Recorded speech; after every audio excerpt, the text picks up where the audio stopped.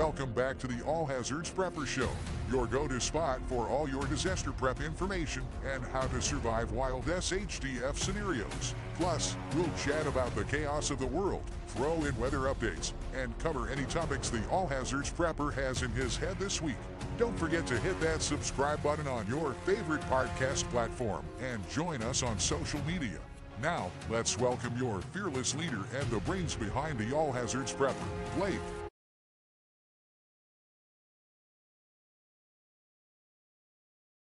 Welcome back to the All Hazards Prepper Show. This is your host, Blake. Hope everyone is staying aware, staying prepared, and staying alive out there. Excuse me. Today, we have the last prepper standing on the show. Super glad to get him on the show. I was on my first podcast I ever did was on his show. So last year, it's crazy that we've almost been going at the All Hazards Prepper here for almost a year now. So super glad to have you on, dude. And always enjoy seeing your content out there on Instagram, and just kind of tell our viewers a little bit about yourself. If you don't follow the last prepper standing, and just tell us a little bit about yourself and what you do as a prepper. Absolutely. Well, thank you for having me on your show. A year is way too long to return the favor. I didn't realize that it had been a whole year already. That's kind of crazy. So, but yeah, I've been prepping for a pretty long time, going on about 10 years of really super dedicated to it, but about 20 years of being kind of involved in it. I also do American Prepper on Instagram. That's kind of my bigger page. It funnels a lot of traffic to me. The Last Prepper Standing is kind of the preppy moniker. I know everybody likes to have one. So that's the one I chose. I really took I think you mentioned you kind of took the fall off. I think I took the summer, the fall, and I was kind of thinking about taking the winter off, but I'm kind of jumping back into the preparedness space and have kind of a new revived mindset on it. I'm looking forward to getting back out there and, not being a preparedness influencer as most people are, but being more of a prepping advocate, if that makes sense. Definitely. Yeah, definitely. Yes, it's crazy. It's already been a year. I think I was looking back. I think I was on your show last year around April, maybe March, maybe. So we're getting up on that year. And then the kind of All Hazard Prepper and the show started, I think May, somewhere in there. So we're kind of on. I've been calling this season 2, part 2. We kind of finished up season 1 doing intro prepping stuff, kind of introducing the All Hazards Prepper. And I meant to kind of do season 2 starting in November, October, and then we had a lot of stuff go on family-wise. We were talking about that before the show started, and now we're on part 2 of season 2, which is fine. I mean, I am super excited. I got a lot of different guests lined up over the next few weeks, and I'm super glad to hear that you are kind of coming back into the circle there. It's definitely, I always like reaching out. There's several different preppers out there in the world, and I try to, and I definitely reach out to them more than I do others. I'm having Chris Robbins on, the emergency expert. He's going to be on tomorrow night. So we're going to, it's always fun talking with him as well. And I got some new other people lined up that I think everyone's going to be pretty excited about. So tell us, where you're at in the United States and kind of what the hazards that you see that you really are preparing for, I guess. Well, I'm actually I'm kind of in between locations right now, but I'm in Texas. So I spend part of my time in East Texas and I spend part of my time in West Texas, which both have very different challenges. I'm currently in West Texas right now, and we're getting ready for a pretty big drop in the temperature. Actually, overnight, we're going to be experiencing sub 20s. So I'm getting prepared for that. I haven't ever really had to do a preparedness on my own in Texas. So this will be kind of my first time dealing with kind of a mini disaster. Is not great for Texas when it gets super cold. A lot of people aren't prepared for it. I think we all remember what happened. Was it in 2020 in February when the big snow came through? We're supposed to maybe get snow Thursday. We'll see how that goes. But I'm out on my own right now. I got the family back in East Texas, so it's a little different to be preparing for something solo. I haven't really had to do that. I've been, married for 20 plus years and raising a family and everything. So I'm out in the studio all by myself. But I got checked off some lists of getting the water dripping, the faucets dripping, all that stuff, so we don't burst any pipes. But just in Texas, you always got to be worried about tornadoes too. Thankfully, I've been out here since 2016. I've never experienced one, but I really just kind of have like a bug out kit for that. And one thing I think people don't talk about enough is some emergency cash. for hotels and stuff like that. So those are kind of the natural disasters in Texas that I have on my radar. Definitely, yeah. I definitely want to talk about the cold weather that we're seeing. I think here tonight is also supposed to be in the 20s here in the Carolinas, where I am, and we are also looking at some snow, ice possible being later in the week. I know I was texting my family earlier, and they are actually seeing some snow flurries up in the northern parts of North Carolina. So that was pretty cool to see. But yeah, it's supposed to get really cold in January. Definitely been highlighting that here on the show and on the platforms. And you bring up a great point of making sure you drip your faucets, especially at night whenever you're not using it. Opening up the cabinet, making sure. I'll tell a story here. When I was on a volunteer fire department, when I was this was probably when I was 18 years old, maybe.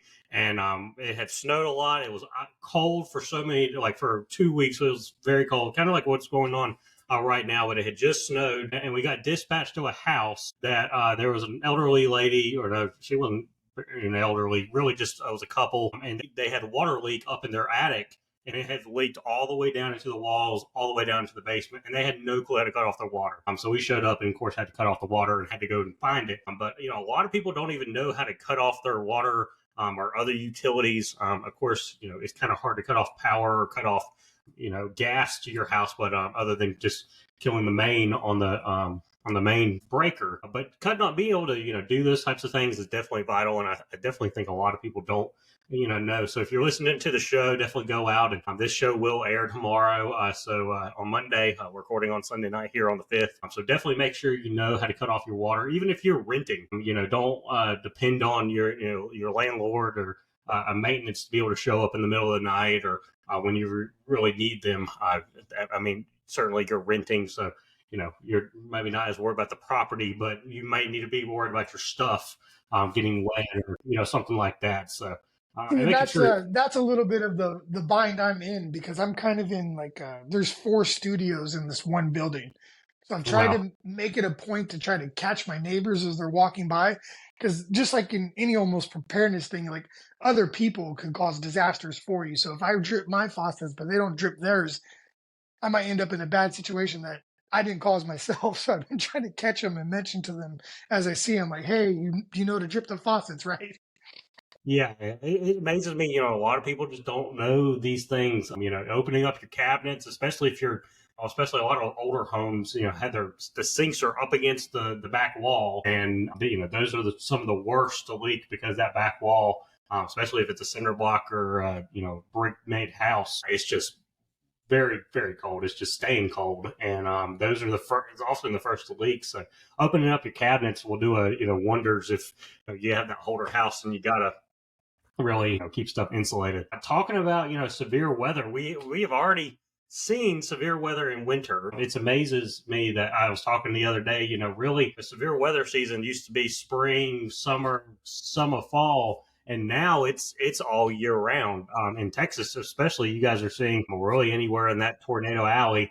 You guys see some crazy storms and stuff.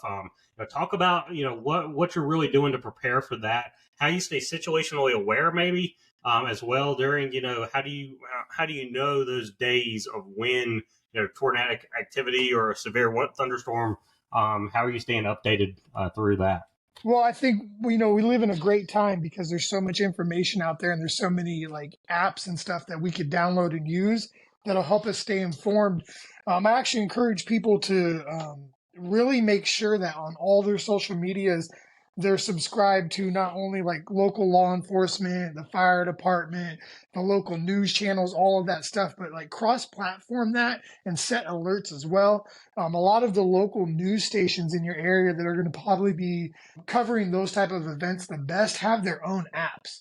And a lot of them are really weather-driven apps too, especially if you're in an area that has severe weather. So you're really just utilizing technology and then trying to stay ahead of it, because the forecasting, all that stuff is a lot better than it used to be. So making sure that you're really in tune with information. I think information is key when it comes to preparedness.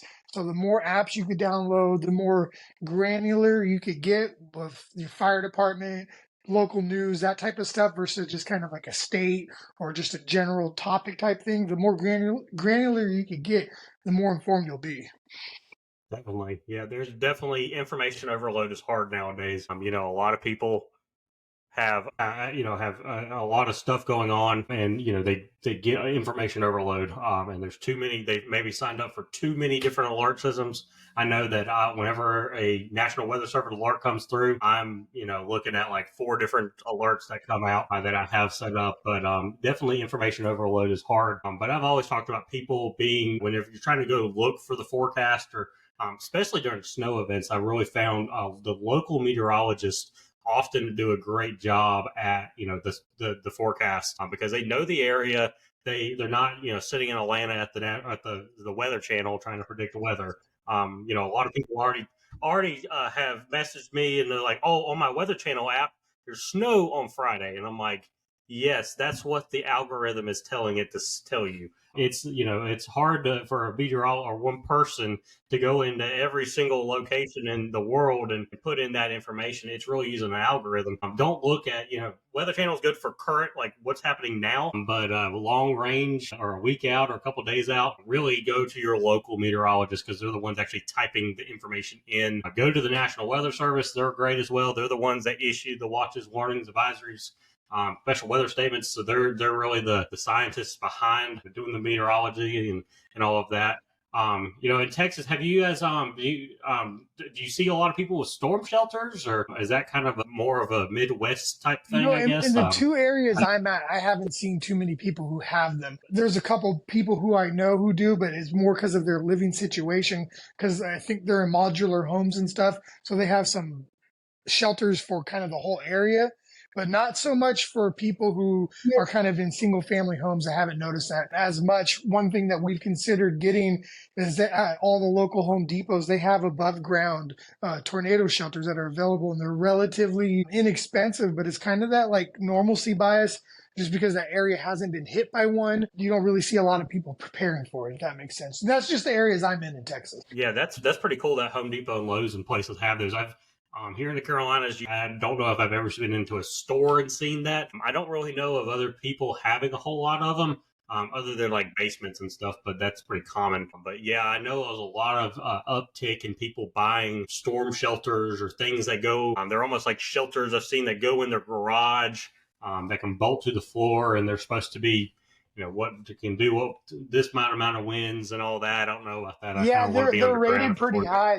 They'll have like little videos, and they'll show them like throwing pieces of lumber at it. It just comes down to a thing of like a prioritization. It's one of those things that I definitely wish I would do, but just when it comes down to the budgeting for it, we haven't got there yet. Yeah, and yeah, I mean, I've talked about this as well, but you really got to look at your hazards and threats, and if you're not going through an active tornado warning, every other week, is it really worth it to buy, that type of thing? Certainly if you live in Oklahoma, Kansas, any of those, Nebraska, any of those big states that are getting a lot more tornadic activity, I'm pretty sure a lot of those houses are already built with that type of stuff in Right now, mind. one thing we do is But yeah, we all kind of hunker down in a we have kind of a bigger walk-in closet, and it's kind of more towards the interior of the house, which is supposed to be safer. But one of the things we did, I got three boys, is I had everybody save their batting helmets from Little League and all that stuff. So when we're under a tornado warning, we're literally sitting there with helmets on, just waiting for yeah, just in case. Because I mean, a head trauma is probably going to be the biggest thing that takes you out if the whole entire tornado does it itself. definitely. Yeah, definitely. I know a lot of people, a lot of meteorologists have kids, and they take pictures of their safe space with their kids, bike helmets on and something like that. Never thought about a baseball hat helmet. It's the same type of thing. It might be better sometimes. So yeah, Yeah, you kind definitely of get that side having protection from the baseball helmet. exactly. Yeah, that's not it's not a bad idea. I mean, that's probably better than a baseball than like a bike helmet. So definitely good. And yeah, I know a lot of people. Their safe space is a closet, a pantry or something like that. It's always full. Something I always push out on those high tornado days is and make sure that space is clear beforehand. I remember growing up, ours was under in the pantry, which was underneath the stairs, and it was always slam full of food and stuff. And on the tornado days, my mom would bring everything out from the floor, put it in the hallway. And we were ready to, go in there if we had to. We did have to go in there one time. We had a tornado get pretty close, but yeah, it's amazes me again how many people don't have a safe space identified. If you live in a modular home or a trailer or camper or something of that nature that's not has a foundation, a lot of people just stay in them. And, in those days, I'd be going to a friend's house or go to the mall or go to work or something rather than being one of those because you look at the videos and look up the science behind that one. It never works out too No, and well. they actually Being kind one of kind of a little close to where I'm at, they had a trailer park get hit with a tornado. And it's just one of those things where, there's plenty of warning, there's plenty of information out there to prepare you for it. And it's just making that choice to make the smarter choice. Like you said, go to the mall, go do something like that, put yourself in a safe place if you can, if it's happening during normal hours. Because I actually think it hit during the day too. It might be a little trickier if it's at night to be able to leave your home and go somewhere that's safe. certainly, yeah, it's definitely something you got to plan for. You got to have a plan for it and know, well beforehand of where you're going to go. Have a plan for the day, have a plan for the night. In the weekends, anything in between, definitely important. Yeah. What else? What are some resources that you've been, maybe over in 2024 that you've been stocking up for or going out and purchasing, or maybe in the 25 year, what have you, maybe some resources that you're looking to purchase? Well, for 2024 to 2025, I've actually been working on kind of like a reduction, if that makes sense. Kind of being a minimalist prepper because I'm on the road a lot now. So really narrowing into what do I need immediately and kind of a short-term prep, like more of like a week on me versus months and months out. Now at the homestead at the main location, we're still doing the preps as usual, making sure that we have rotation and pantry and all that stuff. But really for me, it's been making sure that I'm more prepared for the road because I'll be putting in about 16 hours on the road every week and making about 4-hour trips, one back and forth. So making sure that I have like a good road emergency kit. I've never really had to prepare for that because I always had very short commutes. So I was able, I had a flat tire, I got the jack and all that stuff. I could handle that. But to actually be stranded in the middle of the night on a freeway or a country road or something like that I've had to really adjust on how I prepare for that. So just kind of working on the solo preparedness and then studio prepping has become a very, very interesting thing for me because I went from, or I still have, but I have a huge 4-bedroom, 3-bath house, plenty of storage, 2-car garage, attic full of space and everything. Prepping and that's pretty easy, but when I come out to West Texas, I'm in a 400 square foot studio apartment and trying to figure out how to prep in a small space has been very, very interesting. So I'm trying to figure that out still. Yeah, definitely. A lot of people, whenever they say, or, you talk about being a prepper, they imagine that you have this basement with all this stuff and, all this, all these storage containers and everything. But really, prepping, like you said, on the road or in a small space, you can do that as well. Making sure, you have things in your car ready to go. If you live in an apartment or a studio, I live in an apartment right now and we are looking to get out in the next couple of months, which is good because I've kind of outgrown my space that I can prep in. My wife recently told me, she's like, "All right, boy, you're done. You can't. You're outgrowing your space that I gave you whenever we got married and moved in." So she's like, "Whenever we move, you can have your own room if we can find one, but." After that, you just contained to this room. Now, if someone listens to this podcast later, I might get in a little bit of trouble. But the beauty of being in this studio is all by myself, and I don't have anyone telling me that I've stocked up too much stuff. And it's amazing Exactly. how much you can kind of stock up when nobody's telling you that you can't stock up. Yep. Yep. Exactly. Yeah. My wife loves the prepping, but then again, she's like, "What is this for? Why do you need this? Oh, why do we need 20 of them?" I'm like, "Well, because you use it." But yeah, it's being a prepper is not having a large amount of stuff. It can be very simple stuff, having the everyday carry, which we can go to and maybe to next. We really it's just starting somewhere and really beginning that process is really the key Well, thing. it Looking at doesn't take 2020. much for you to get prepared too, especially if you're just prepping for one person. Like I came out here and I brought out with me a little 7-week supply of the Patriot Pantry, and then just slowly as I go to the store out here, I've been out here since May. So I've been slowly just buying a can here, a can there. And before I knew it, I look at my pantry now and everything's stocked up. I got plenty of food put back, probably more than I should, one person, because I gotta start trying to figure out how to rotate through this at some point. Yeah, yeah. I mean, it's really having some food on hand is great as well, especially as we're in winter time. People that are listening to the show, if you don't have a week's worth of supply at least, or 72 hours works as well, of food and water. That's definitely people always are talking about asking me, where do I start? It's such a big prepping is such seems like such a big thing that I got to start and do. And really, I mean, it's really just starting with the food and water, and then you really just build from there. It amazes me how many people live day by day trying to get food as well. Yeah, and It's I've just seen awesome. that too, and that's kind of hard for me to comprehend as well, just because of the lifestyle I live. But we had a little bit of an incident where people were like, the weather was pretty bad and people couldn't get out, and we had people who were straight up panicked because they were used to just going to a restaurant every single day to get their food, and they literally Yes. Yeah. don't have any Yeah. sort of food in their home, which is just amazing to me. So when I try to tell people about where to get started, I always set it at least 3 days. And I don't know if there's Exactly. any disasters that are beyond 3 days that you wouldn't be able to get food either from a local emergency service or maybe even someone you know. But if it goes beyond 10 days, that's where you got to start having a plan to actually maybe just relocate and have some strategies for that. I think those people who had the flood up in the Appalachians and stuff.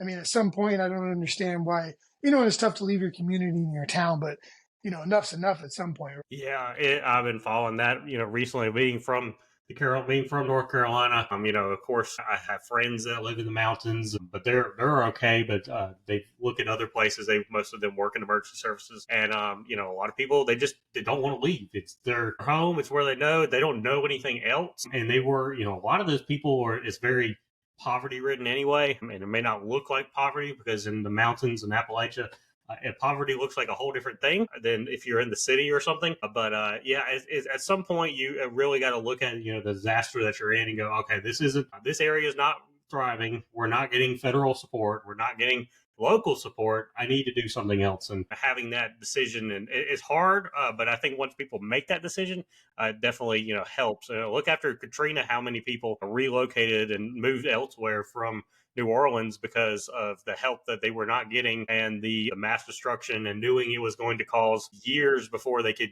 go back to somewhat of And normal. that's interesting. You So mentioned that definitely, when Katrina happened, that's actually one of the catalyst events that kind of led towards me prepping, and I got the opportunity to meet some people who were They used to call them refugees back then, which I definitely don't think was the right term since they're in country, but they were evacuees, right? But I was in Northern California working in San Jose at that time, and a couple of people who worked for my company in New Orleans came out to work with us, and two of them stayed there, and we're actually still staying in contact to this point. But the life that they ended up living and the life they are living is vastly better than any of the opportunities in life that they would have lived if they would have just stayed in New Orleans. So they always have a little bit of like a guilt about it because there was so much destruction and so much loss of life, but their life ended up being better from it. So I myself, I've moved around a lot to try to put myself in a better opportunity, which to me is really Americana in a lot of ways. And it's a way to be prepared is to recognize where more opportunity is, or when to give up on a spot and try to lay some roots somewhere else. yeah, definitely. That's a great point. And yeah, that's a lot of disasters. People just stay around and they hope that the government, is there to save them. And they quickly learn that they're not. And it's, a lot of people are like, well, right during a disaster, the government or FEMA will show up the next day and help. But no, it's, if you cannot look at the past disasters, look at Western North Carolina. It takes FEMA a long, long time to help and get the resources you need, especially money. I don't know of a FEMA uh, disaster or a nationally declared disaster that didn't last at least 3 to 4 years, if not longer. And during that time frame, it's FEMA's going through the red tape process and everything of getting disaster relief. It's there, but it takes time. So you got to really have those resources, have those financial resources, have the insurance. A lot of people don't have insurance or enough insurance for their home. Certainly don't have flood insurance. I always tell people, if you see water, probably need from your back step or your front door. You probably need to look at flood insurance and see if it's something that you can purchase and really look at. That's something you really got to talk to your insurance agent about and do. So yeah, definitely. And that's good to bring up go. too, because that's one of those 2025 things. We kind of do an analysis of what insurances we have every year, and we all have our budgets for it, right? But we actually allocated recently more money for more property damage and then more liability insurance with our car insurance, because I have 2 teenage drivers now. So kind of asset protection if my teenagers get in a wreck and they hurt somebody or kill somebody, like there's a lot of liability that I'm at stake for. And that's one of the things that we reviewed this year going into 2025, which I think, stuff like that is not talked about enough in preparedness. And you get people who say, yes, the insurance is more expensive. It's more expensive than it's ever been. But, maybe you got the 90 days worth of canned goods put back. You don't need to keep buying that. It might be more beneficial to you invest in a little bit more coverage for your insurance. Exactly. Yeah. A lot of people don't realize how insurance works, and B, how cheap it is compared to paying, that out of pocket cost after the disaster or after that car wreck occurs. It's something I've always done is have a little bit more over insured than under. We even know we rent. I have renter's insurance, and I have enough insurance to cover everything in the apartment. And then I have personal property insurance for things that are a little bit more expensive. And I pay on those, and it depends on your insurance and where you're at. But definitely reach out to your insurance agents or shop around and look at what's there, and really look at what you have and your threats. If you're on the road a lot and you're driving a lot, or you got teen drivers, definitely having upped your liability insurance and coverage is definitely a great thing to have, and having full comprehensive insurance. A lot of people, depends on the state, but a lot of people just have insurance, especially if you just own the vehicle outright, only have insurance, collision, and don't have a comprehensive. You hit a deer or hit something else, and that doesn't cover you. You're going to cover it out of pocket. Now, I used to work in the insurance industry and actually work in the auto industry now. So this is kind of a weird thing to go off on, but that's really underrated, because vehicles are at an all-time high in terms of expense right now. So people don't realize how hard that barrier to entry is to purchase a vehicle, or really how much they would get if they had a total loss of their vehicle. I recently helped somebody who their vehicle was over 15 years old, but they got $7,000 for that car. And we were talking about it. I said, well, that was pretty smart of you to get the full coverage insurance. What made you do that?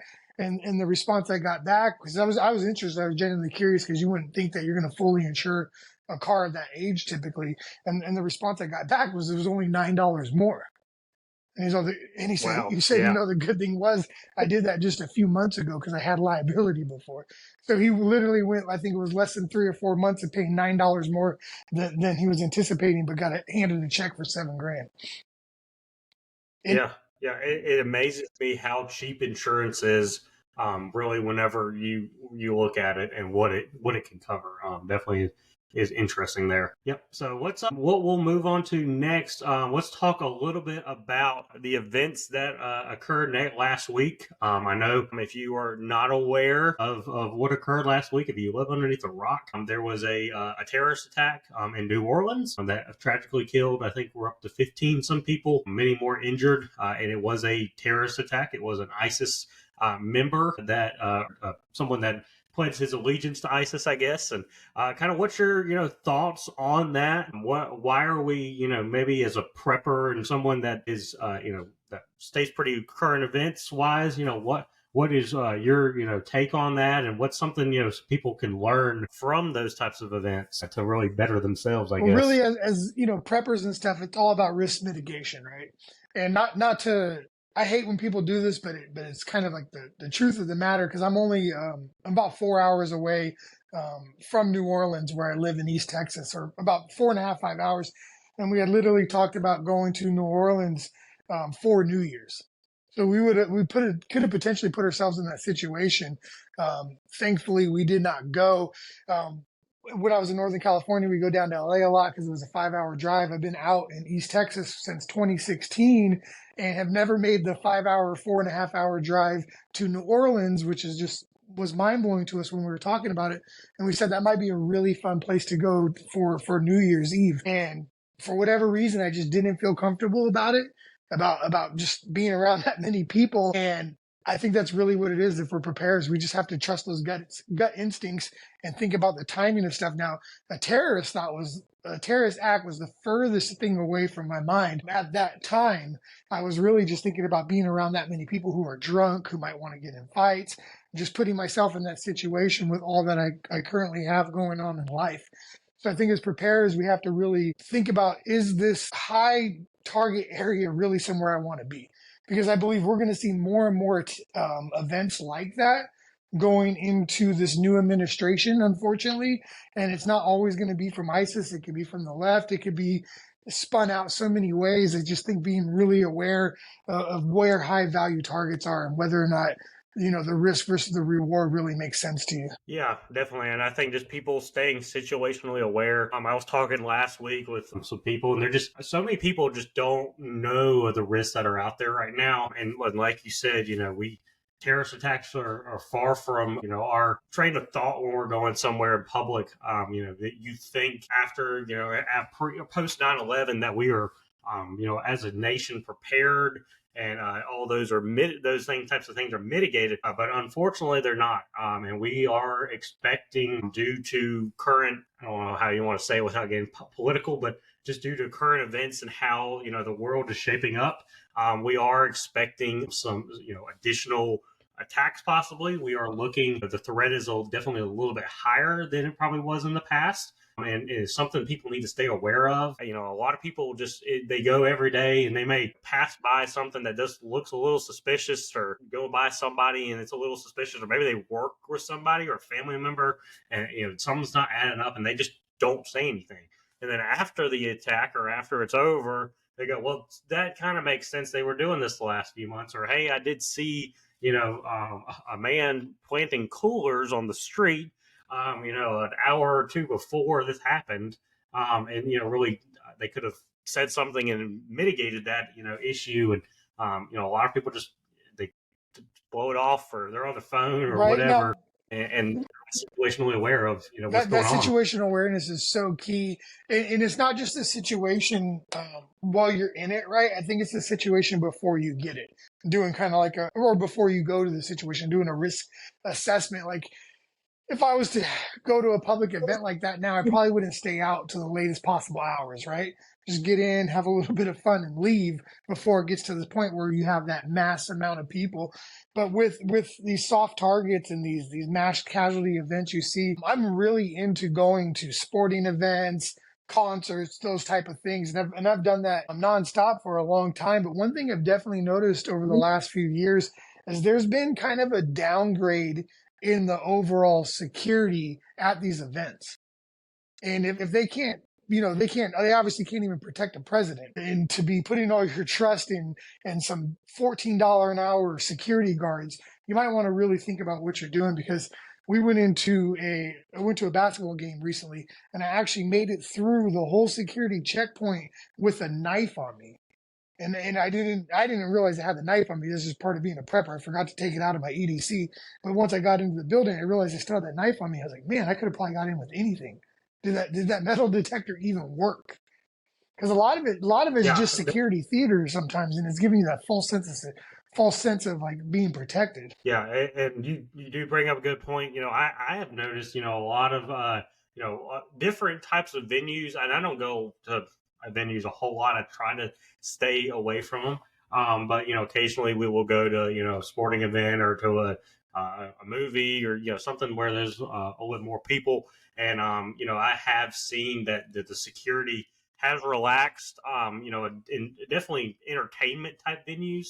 I don't know what. I think a lot of me and my wife were talking about this that happened last week. Well, she went, well, something like this hasn't happened in a little while. That's true. When you don't have things like this happening often, unfortunately, you're not getting the recognition, the the funding or whatever to have it. And then after the fact, then you're getting a bunch of funding and you're getting a bunch of help and resources to Right, combat it. it becomes And the cause unfortunately, of the day. Like a good example is, we were seeing movie theater shootings all the time, right? You don't really see that anymore now. But I went to go watch that Gladiator 2, and at the movie theater, I'm seeing multiple people with backpacks. At no point are they like stopping anyone from coming in with them. So I was just thinking to myself, I was like, man, the security has really, really just gotten lax. If there was to be a shooting here, all of a sudden, no, you wouldn't be able to bring bags into the venue anymore or anything like that. It's just amazing how, just as how quick the general public forgets. And I think that's one of those benefits to being a prepper is that we have a little bit longer memory than most people. So we should be treating and approaching all these type of things and situations we put ourselves in with a little bit more seriousness. exactly. Yeah. And I try to, even I'm a prepper and then I'm also an emergency manager. So I do, it's both. They're both very similar things. And I, after, events like this, even if they didn't happen in my area, my state, I, try to look at it and go, well, as a prepper, what are some ways I can prepare for this better? Looking at what happened. And then as an emergency manager that works in, a sector of healthcare, I look and, how can I better prepare for, things of this nature, especially if we start seeing things more often like this. But yeah, it just amazes me how many people I just, walk the streets, walk wherever, and I go about their day every day, and they just they're not aware of what's going on around them. They're not aware of, the homeless person that's up, a little bit farther that's begging people for money. That could be, someone that just, steals your wallet or something. Or not aware of of a car wreck. People used to be people stop on the side of the road if there was a car wreck and help. Now just people keep on going, and Or they film it's or they amazing. film it and don't help at all.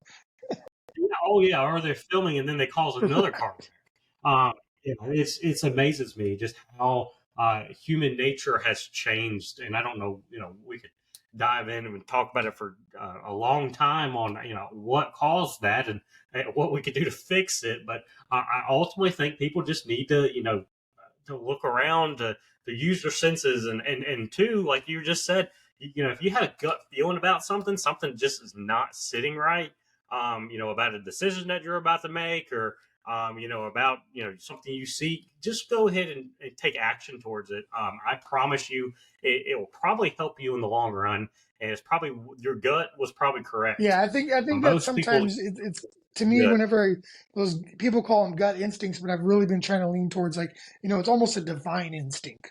It's some weird. It's a prompt to do that for a reason. Nothing happened the other day, nor nothing that I heard of in the news. Anyways, I don't know if anything happened or not. But I had to make an extra trip today to Walmart to kind of stock up on a couple things I wanted to get. But I was trying to do that trip yesterday. But when I walked into the Walmart, and this is one of those things about being situationally aware, I used to put in my headphones all the time, just in hopes that maybe someone wouldn't bug me or something like that. But now I've gotten in the habit of making sure that I'm really super aware. And as I'm walking in, there's a police officer, and they're talking to one of the managers, and the manager's reading to the police officer this distraught text message that she had got from what I was gathering was an employee that quit under some circumstances. Was talking about he threatened to come up here and shoot this place up if he's not given his check in X amount of time, or if they try to send the cops to him, he's going to make sure that he gets his payback, right? So I'm sitting there and I'm hearing this as I'm barely walking into the store. I have a lot of shopping I want to get done, but I just think to myself, I don't know if this guy's in the parking lot. I don't know if this guy got fired 5 minutes ago or if he got fired 5 days ago. I think I'm just going to turn around and go back to my car and do this trip tomorrow when it's maybe not as hot as it is right now, right? And that's where the situational yeah, awareness can really come in, and just trusting your gut instinct and doing something like that. exactly. Yeah, yeah. I just talking about the headphones. It seems like everyone nowadays lives with their headphones in. The only time I put my headphones in is when I'm on a meeting or if I'm, at my desk with my door closed and I'm trying to get work done and I want to listen to a podcast or show or something. I never understood the wearing your headphones wherever you go. And I'm still to this day, I'll go up and talk to somebody, they get their headphones in and they're talking and I'm like, are you talking to me? Or are you talking to the person on the phone? I get so confused, but it just amazes me how little situational awareness and just in general about not even the situational awareness of what's going on in your immediate surroundings, but looking at the news and looking at, media sources and, that's going back to the weather. It amazes me how many people goes, oh, well, I didn't know it was supposed to snow this week, or I didn't know it was supposed to be 20 degrees. Do you not watch the news every morning, And or not? I'm coming up on I'm in my early 40s right now. I'm getting to that point where I'm getting a little jaded against the younger generation because I work with some guys who are in the early 20s, and we're in the 30s temperatures wise right now. And I had two guys show up to work with just no coats, no nothing, and they're complaining about it. I'm like, I can't believe that, one, you made it to your car and you didn't realize it was going to be cold all day, go back and get a coat, or two, that you didn't have some sort of inkling about what the weather was going to be. Yeah, it amazes me, how little people understand. And even with going back to the terrorist threats and stuff like that. And I know my mother-in-law listens to this podcast, so I'm going to tell a little story. But last week we were talking about what occurred, and she just goes, I cannot believe how little of knowledge I know about this stuff. And I was like, well, you're more situationally aware than most people, because at least you knew that something did happen. A lot of people today don't even know that something happened. And you don't have to be a subject matter expert in what's going on and everything, from the weather to current events to international affairs to the economy. You don't need to be a research it all the time and really be a subject matter and expert in everything and know every single detail. Just knowing that something occurred puts you ahead of the game than most of, I would say, if not probably 80% of the country. Just knowing what's going on current events wise, knowing what's going on weather wise, knowing what's the economy is doing, things like that, definitely puts you in a better spot as a prepper. And that way you can then take that knowledge and go, okay, well, I need, we're talking about weather. If I know it's going to snow at the end of the week and I know it's going to be very cold, I need to start getting, those preps done. Or if I'm seeing, a current event of, more terrorist attacks or something like that, I need to, be a little bit more situationally aware, maybe not go out as much in public, have some things on hand, some good everyday carries, whatever that may be, to, defend yourself. And really do those types of things. I think that's, a basic trait of preppers that could be instilled in a lot of people that just kind of been lost over the last however many years. Exactly. And then as we're talking about that with the terrorist threats and all of that, one thing that, as I'm getting back into the preparedness advocating, one thing I'm really hoping to do is to bring some levity to the situation. I get people who reach out to me who live in, East Texas, West Texas, middle of nowhere, and they're worried about terrorist attacks and they're changing up their whole lives. I don't think stuff like that is super necessary. I think really recognizing what high value targets are and what mass casualty events are a little bit more realistic. I want to get people back to that point of being realistic. Like, now you could be in anywhere and you could have somebody who's going to shoot up a movie theater, shoot up a gym, shoot up a grocery store because of a domestic dispute, because of a job fire and something like that. But to run around and think there's going to be terrorist attacks everywhere, I just hope people keep a level head about that and realize that it's not. You're probably way less likely to experience that than you are to experience a domestic violence situation in the parking lot at the Walmart. And you need to be prepared to handle that, if that makes any sense. Yeah, exactly. We live in a world where there's threats all around us. And you really got to look at the threats that occur in your community, and doing that through watching the news. If you live in New York City or, one of these big other places, you see what happens. You can better prepare yourself for them.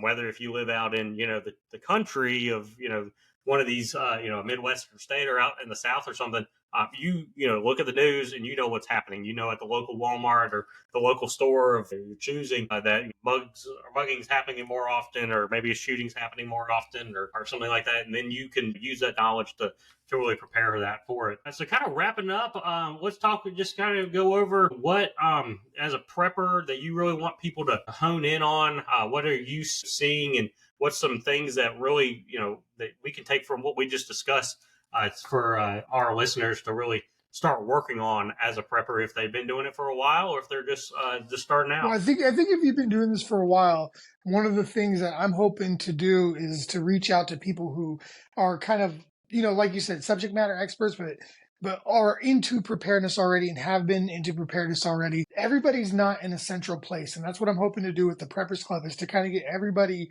funneled into one spot where we could talk about one thing and we don't have to worry about the censorship. I'm sure you've seen all the drama lately going on over at X/Twitter. Now that's getting censored. We already know Instagram, we already know Facebook gets censored. But to try to get people to try to network and create a network of like-minded people is something that I'm really going to be focusing on going into 2025 and beyond. And that's more for people who are already into the lifestyle, if that makes sense. To try to work with each other, like us doing each other's podcasts. Chris is great, by the way. I love him. He's been on my podcast before too. The emergency expert. He's awesome. So really networking with each other and making these bonds with people who are of like-mindedness should be top priority for everyone who's already well established into preparedness. Other than that, I think if you're first getting started, listening to the experts and listening to the people who've done it for a while and getting those foundations and not feeling pressured to do it quicker than you need to. I don't think people should go into debt over it. I don't think people should be panic buying when they're first starting out, because so much of this stuff, there's resources available to you that don't require you to put yourself in a bad situation financially or to cause yourself any stress. I know when I first started out prepping, it was a very stressful thing because I felt like I was behind the 8 ball. And as it turns out, I've only had to really rely on my preps a handful of times in the last 20 years. So it's not as serious or as scary as it may seem when you first start out. And you got to keep that kind of mindset as you go forward. And you should be focused on, things that you can control, not things that are out of your control. Exactly. That's a great point there. I quickly I forgot to mention this at the beginning. Give a little plug there about the Preppers Club, what it is, how to sign up for it, how much it is, and what people could expect on there. I joined, I think when we first started doing this, I joined and I've had it on my phone. Occasionally I'll post on there. I'm more of a reader, stalker, whatever you want to call it, but give a little plug for the Preppers Well, Club. the Preppers Club, it's hosted by the Mighty Network. It's like an independent app, all of its own, and it's not monitored by anybody else other than me. We started that price at $50. I've got some people who bought in at $50.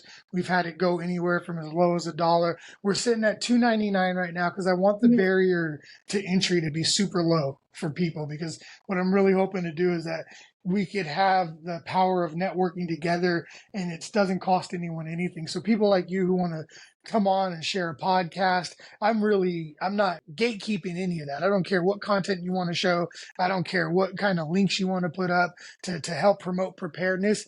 I'm trying to keep it in the preparedness realm, the news realm, the community realm, where people are asking questions about, hey, what do you think of this prep? Or I have this situation. What can I help? Kind of like an old school internet forum that's also kind of social media, if that makes sense.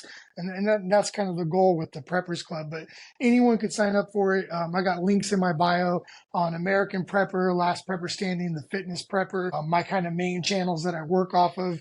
You just go follow the link in the bio. You can sign up there. It's a one-time fee. There's no paywalls. There's no upselling. There's no nothing.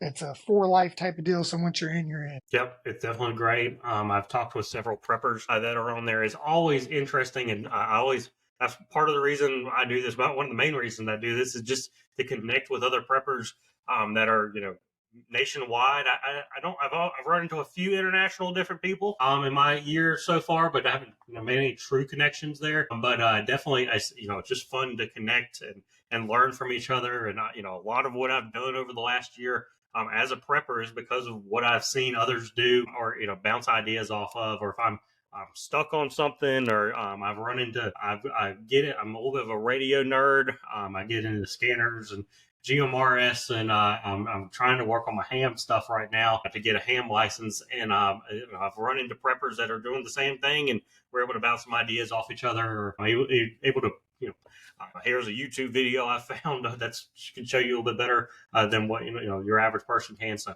definitely enjoyed having you on.